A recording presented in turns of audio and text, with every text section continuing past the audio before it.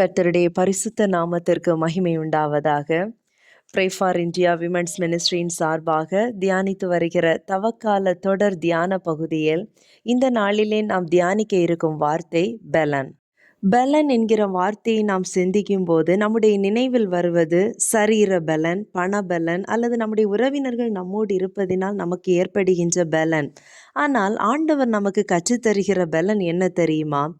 நெகேமியா 8வது அதிகாரம் 10வது வசனத்தின் பின்பகுதியை நாம் பார்க்கும்போது, கர்த்தருக்குள் மகிழ்ச்சியாயிருப்பதே உங்களுடைய பலன். ஸோ நம்முடைய பலன் என்பது கர்த்தரிடத்தில் மகிழ்ச்சியாயிருப்பது. எல்லா சூழ்நிலையிலும் நாம் கர்த்தரிடத்தில் மனமகிழ்ச்சியாக இருக்கிறோமா என்றால் நிச்சயமாக இல்லை. சோதனைகள், அவமானங்கள் நம்மை மேற்கொள்ளும் போது நாம் உண்மையிலேயே சோர்ந்து போகிறோம். இதைத்தான் நீதிமொழிகள் 24வது அதிகாரம் 10வது வசனத்தில், ஆபத்து காலத்தில் நீ சோர்ந்து போவாயானால் உன் பலன் குறுகினது என்று பார்க்கிறோம்.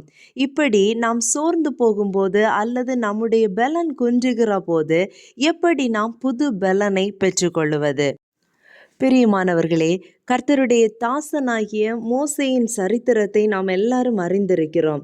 உபாகமம் 34வது அதிகாரம் 7வது வசனத்தை நாம் பார்க்கும்போது, மோசே மரிக்கிற போது 120 வயதாயிருந்தான். அவன் கண்கள் இருளடையவும் இல்லை, அவன் பலன் குறையவும் இல்லை. மோசே கடந்து வந்த பாதைகள் நம் அனைவருக்கும் தெரியும். ஒரு சாதாரண மனிதனாக இருந்த மோசேயை கொண்டு ஆண்டவர் பெரிய காரியங்களை செய்தார். மோசே தானாக முன்வந்து இஸ்ரவேல் ஜனங்களை விடுவிக்க எகிப்துக்கு செல்லவில்லை. ஆண்டவர் அவரை தெரிந்து கொண்டு அவரை அழைத்த போது முதலாவது அவர் தெரிவித்தது தன்னுடைய இயலாமை.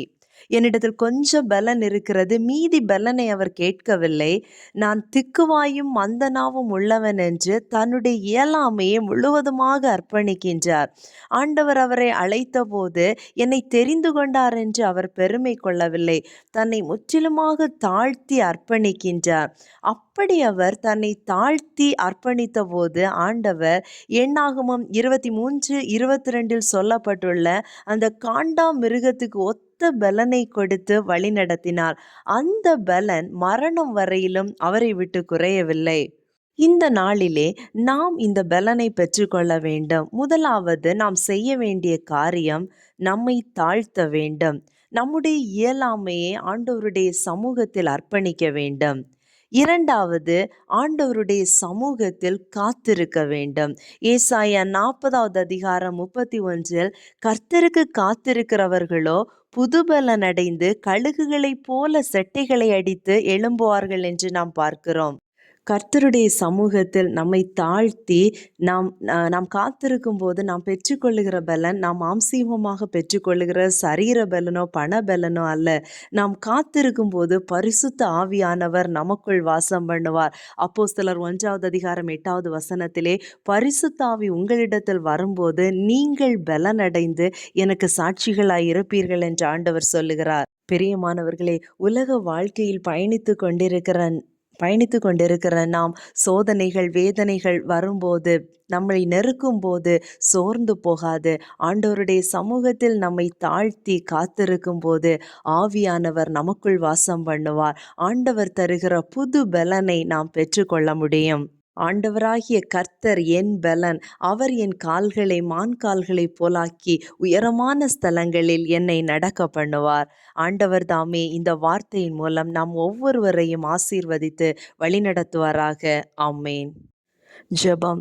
பரிசுத்தம் நிறைந்த எங்கள் தெய்வமே, அப்பா, இந்த வார்த்தையின் மூலமாக நீர் எங்களோடு இடைப்பட்டதற்காக உமக்கு நன்றி தகப்பனே.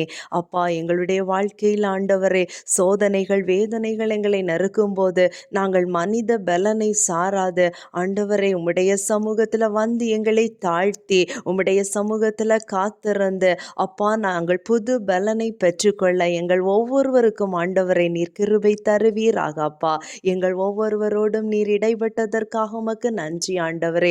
எங்கள் ஒவ்வொருவரையும் உடைய ஆவியினால நிரப்பும் கர்த்தாவே. தாழ்த்தி அர்ப்பணிக்கிறோம். இயேசுவின் மூலம் ஜெபிக்கிறோம் பிதாவே. ஆமேன், ஆமேன்.